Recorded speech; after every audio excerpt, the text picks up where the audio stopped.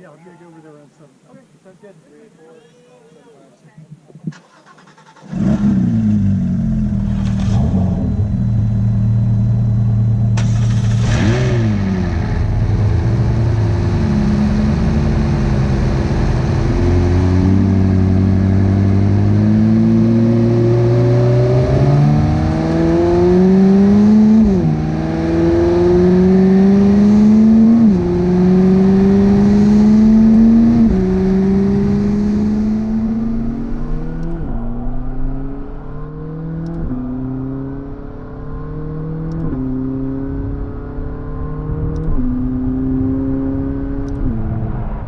All right, so police right there.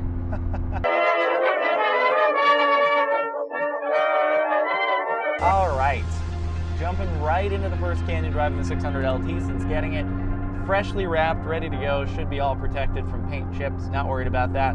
Also, I am leading the group right now, so I guess for that reason we're all good. I don't really have to worry about it too much. Right now we're on the lower sections of the drive, so it's pretty populated. We're not gonna really be able to get much action in until a little bit further up, but that gives me some great time to talk about the car. I mean, I have obviously made a video driving the 600LT before. It wasn't mine. It was the demo from McLaren Beverly Hills.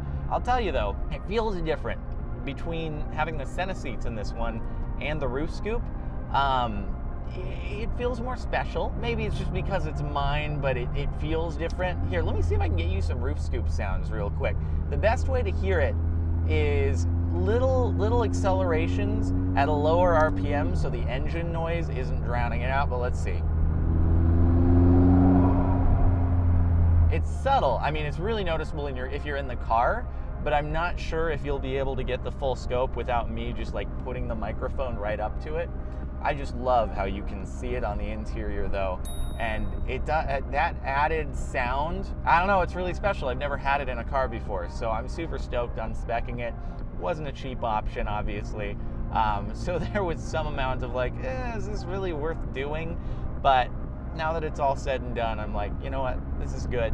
I'm glad I did it. Obviously from the outside it looks spectacular, it adds a whole new element to the car, makes it, you know, stand out among the rest of the 600LTs and obviously 570s, because to the layman, 570 and 600LT look pretty much identical. I don't think that the majority of people who aren't car-centric would really identify much of a difference between the two, even though it's pretty night and day for me. Center seats though, I mean, that's obviously just in driving the car around the biggest difference between this and the previous one that I drove in terms of my experience, because that's literally where I'm situated in the car. What I really like about these is the shoulder bolsters up here. It's something that I don't get in like the GT3 RS or the GT, especially not the Portofino, because those are comfort seats. In none of the other cars do I have this, it holds me when I hit a corner. Granted, it's not exactly at my shoulder width, so there's a little bit of play, but once I slide to this side, I don't have to hold myself in anymore. In the GT3 RS, yeah, it has the bucket. They're nice and deep at the bottom, but at the top, I'm sort of forced to stabilize myself with my legs and also pushing myself back against the seat in order to not be sliding around at the top. In these, once you get here, it just catches you and it holds you when you're on the corners. And I like that. You're not supposed to drive with a full 6-point harness when you're on the streets, because a seatbelt like this, it has some give. So if you have to stop abruptly and you're in the 6-point harness, you just, poof, your neck whips forward. Gotta have the Hans device for that. Otherwise, like, you know, when you have the 3-point belt, you're gonna slide around a bit. So having the seat to catch you, I have to say, in terms of holding you still, probably my favorite seat I've had in a car so far. It's not the most comfortable I've had. The GT still holds that title. Overall comfort seats I've ever had in any car, mind you. But these are great. They hold you in place. They have really, really big bolstering at the bottom. It doesn't feel like that though, surprisingly.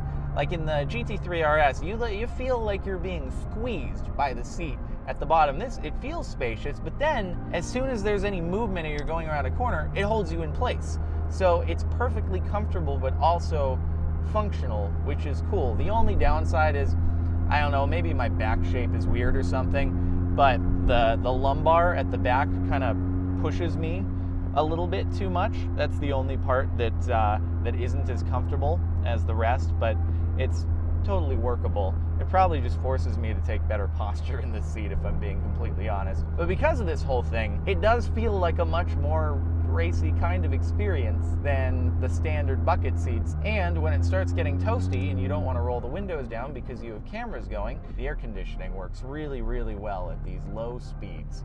Because, you know, that is what's important in a car like this. So, I mean, this isn't the first time I've driven the car. Obviously, I've got a couple hundred miles on it. This is just the first, like, exciting sort of canyon drive that I've been able to do. But when I took delivery of the car, I immediately, as mentioned, drove down to an event in traffic. It's perfectly comfortable in traffic, no issues whatsoever. That's where I sort of felt the lumbar. And I haven't felt it as much since, probably because when I've driven it since, it's been, while not on a canyon drive, at times when there's not as much traffic and I can at least have some enjoyment out of the ride. It's probably just the fact that I was focused on it while sat in traffic. I have nothing else to focus on. Anyway, between this, the roof scoop, whew, it almost feels like a different car than the exact same car that I drove. Let's get an acceleration in here.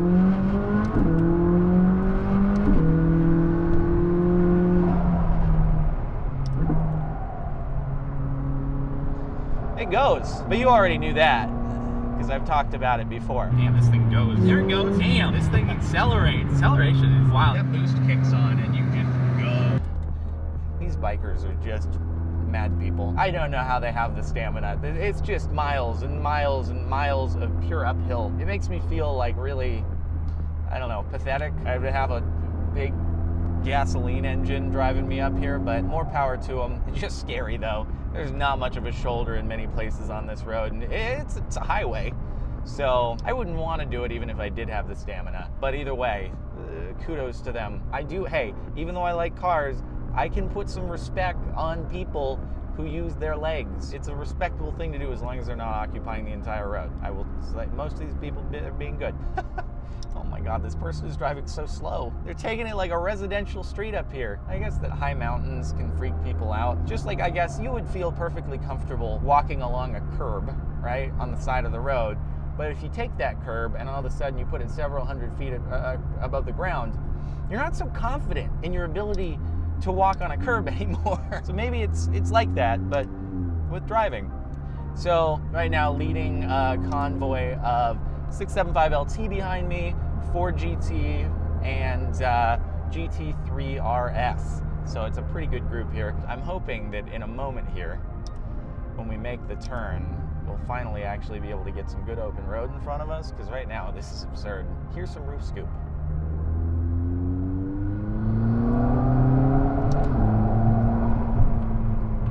Yeah, you hear that? You hear that? That's air flowing through the channel right here and into the engine. Pretty freaking cool. All right.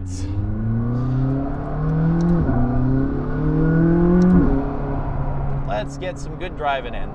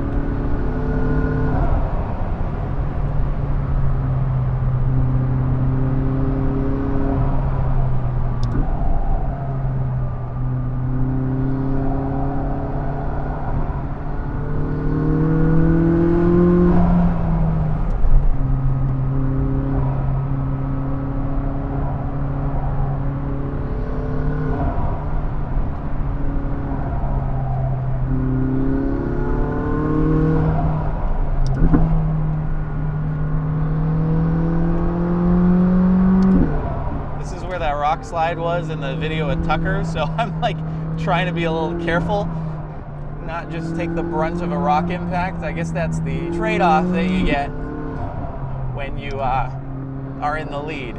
You don't have to worry about chips from the car in front of you, but you do have to worry about being the first person to run into road debris. I also am still on break-in, so I'm not trying to keep it at super high revs the whole time, but still enjoy it. I was told that it's just don't keep it at 1 gear super high for a long time. Make sure you're cycling through the gears. So I'm just trying to abide by that as best I can. But see, I go around these corners, the seat, even though I'm definitely shifted over, it just keeps me in place as soon as I hit that bolster.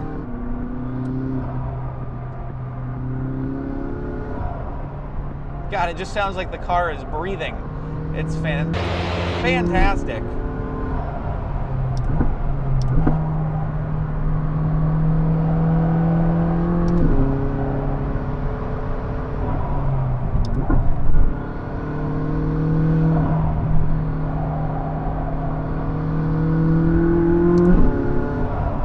That I still owe you a video of actually giving the Portofino a good drive, but different kind of car. Definitely can't do this in the Portofino. It's got softer suspension, comfort seats, all that sort of stuff. Very different beast this car is. Ah man, we just hit a couple cars. Oh, that was such a great run right there. Didn't get to get in a drive that good when I had the demo car from O'Gara, so happy with that. Here we go. Very, very nice of them. The one thing though is, like, oftentimes when people do pull over here, they exit so quickly onto like gravel and stuff, and I feel badly. I'm like, oh, please don't damage your car. Back home free.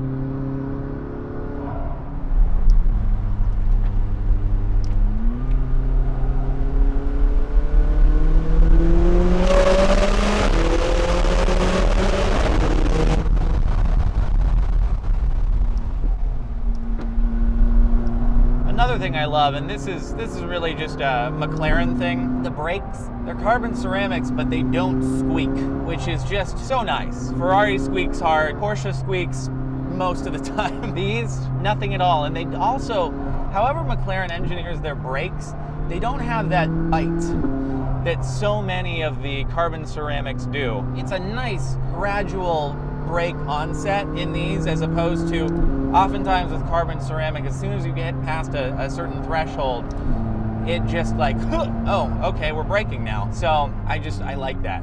I like that a lot. You don't hear the brakes. Isn't that great? Isn't that nice? You don't want to hear squeaking. You don't want to get to the point where you're pulling up to an intersection and people are like, where's the bus? And they're looking around and like, they look down. The supercars are lower than them. They're like, oh, it's the supercar. Just making sure we have our whole group here. Everyone's with us? Yeah, we are good. All right, and we're off again. Another fun stretch. The road surface on this road is not quite as majestic as the one that we just turned off of, but still a fantastic road nonetheless. It'll lead us right to our breakfast spot, eat some food, get a nice photo shoot in, have a good time.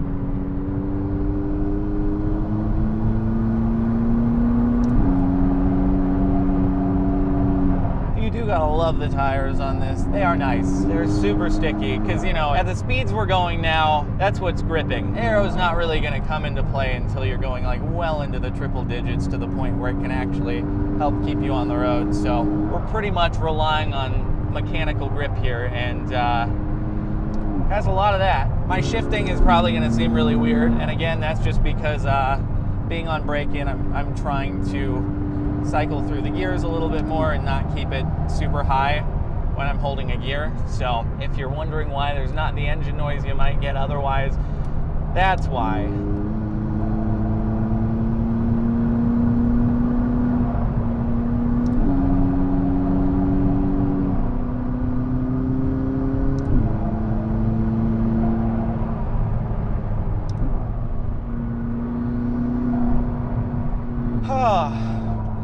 You know what, we've gotten good runs. I ain't even mad that we hit another car.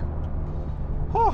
The driving position in this is also just so good. I do think I mentioned that in the last drive in one of these things, but it's still worth reiterating. Your legs are much more straight out, closer to your hip point. It's probably on an equivalent level to the GT and how like low down you feel in the car, but yet your visibility out the windows is fantastic. The dead pedal where you put your left foot, that's great. The steering wheel location is also fantastic. In other cars, I feel like I'm reaching a bit more for the wheel. In this, when I have a good foot position, the wheel is still nice and close to me with my short arms, and it just makes it a little bit more of a comfortable feel, and also to where I'm better at doing like full turns with both hands on the wheel rather than having to potentially pass it around, which I sometimes need to do in the Porsche. I think the person in front of us here is in like an M235i or something, so I think they're like, it's just sporty enough to where they're not, like they're going for a drive themselves and they're not going to want to pull over. So, but I also don't want to get too close because I don't want to get rock chipped. So it's like, normally if you pressure, people will realize you want to get by, but I don't want to pressure because I don't want to end up with a rock getting kicked into my windshield. So it's like, they probably think I'm hanging back, even though I'd love to go by, but it's fine. We're basically at the end of this stretch and about to join back onto the main road, and it'll be crowded there anyway. Gotta say though, so far, I'm pleased with it. Feels real good.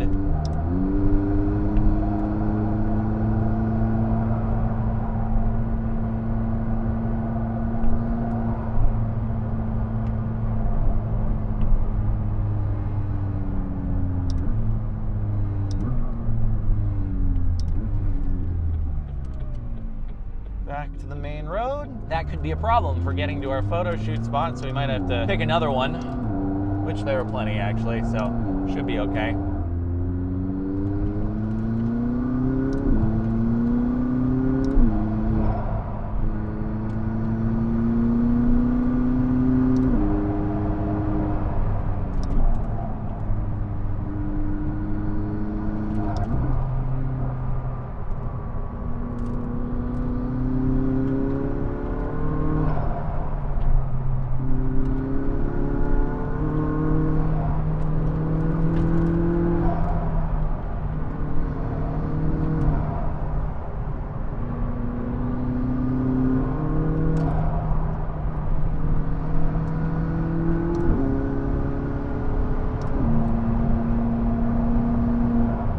Sandwiched by blue Fords. Got the F-150 in front and the GT in back.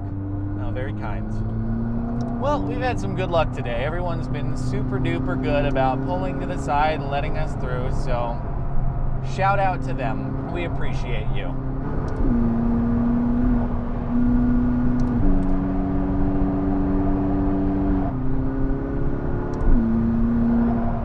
Just feels so sticky and planted through the corners, and then the seat just bolstering me. So good. And honestly, there's probably more grip than I'm even giving it right now. I'm just not a good enough driver in order to take advantage of it. The roof scoop, it's like when I do the acceleration and lift off the gas, that's when you hear it, because it's when you drop the revs a little bit, and I think it changes up the airflow. Well, we're approaching our destination, so we'll probably grab some food and wind the video down there. Oh man, I'm pleased so far. It's fun. It's real fun. Super stoked with this thing. Hopefully I'll get it out to the track at some point soon as well. For now though, that's it for the driving portion of this video. Good times, dude. Good times. All right, so this is the group. We've got 675, Ford GT, me, and GT3 RS over there. Pretty good run. I think everyone had a good time, and like I said, I'm stoked at how it went. I just thought you guys could take a look at the cars from the exterior because they're all very pretty. Anyway, we'll wind the video down there. Thanks so much for watching. Hopefully you've enjoyed. More content to come with the car, but happy with that for now, and I'll see you next time.